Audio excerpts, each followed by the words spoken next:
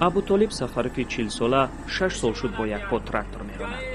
پای دیگرش را در جوانی هنگامی کار با تراکتور معیوب کرد و آن را از آن پایان بریدند. این هم پای صنعی است. وی میگوید پای صنعی تنها برای راه رفتن به او کمک میکند، اما در راندن تراکتور قوه ندارد. بنابراین تنها با یک پای سالمش تراکتور میراند. پام خسته میشود، درد میکنه. بعضا وقت هم خیلی زمینو داد. مقصد خیلی وقت میشه که زمین ما بود کار نمیتونم، شاو میشود، دیر میشود، مونده میشم. تا نصب پای صنعی در خانه بیکار میخوابید. بعد نصب پای صنعی برخیست تا کار یابد و خانواده‌اش را تامین کند. یک همدیه‌اش با او راندن تراکتور را آموزاند. اکنون او راننده خوب است که تمام زمین‌های دهه ترکانی ناحیه مومن‌آباد را شدگار میکند. نه زمین دا پری تراکتوریستو نمیکنن. میگن پیتوای ما میترسیم. دیگه این بیخونه اوخی کجایش که بگن میروه. اون پیتوه همون هر سال همون جفکاگیه همون را. ابوطالب همچون معیوب گروه سیوم 100 سومن نفقه میگیرد، اما میگوید درآمد اساسیش از تراکتور است.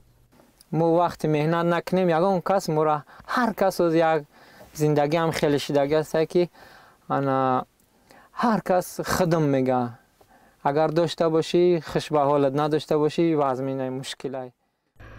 او از هر گکتر زمینی کشت کرده اش 20 سومن معاش میگیرد. تراکتور را برایش اجاره داده اند، ولی چند بار تلاش شده است که آن را از دستش گیرند. ابوطالب میگوید برای از دست ندادن تراکتورش مبارزه میبرد. با این مبارزه اش نشان میدهد که او در یک سال تا 100 گکتر زمین را جفت کرده میتواند. رزق روزی حلال بخوریم، مهنت حلال کنیم، کسب کاری حلال کنیم. یک سال هم تا 100 گکتر ان شاء الله میکنیم. ابوطالب سفروف 4 فرزند دارد. فرزند بزرگش در صنف 6 است و فرزند خردیش 4 سال دارد. او میگوید که خانواده آنها در گذشته شکست‌های سخت خورده است. پدرش سال 2014 از ترکش سناریدی باقی مانده پایگاه 201 روسیه فوتیده و برادرش از یک دست محروم شده است. با این وجود ابوطالب میگوید که او تلاش زندگی دارد. حالا در ختلان به حساب رسمی 56,000 اشخاص دارای امکانات محدود زندگی میکند که بیش از 12,000 آنها تا 18 ساله بودند. اما شماره آنهای مثل ابوطالب کار کنند یا در شغل استاد گردد کم رسانه‌ای می شود. محمود جان رحمتزاده، آزادی، ناحیه مومن‌آباد.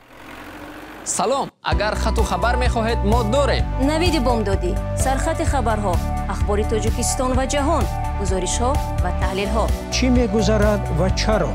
دانستن، فهمیدن است. ضمیمه یا اپ ما را بگیرید.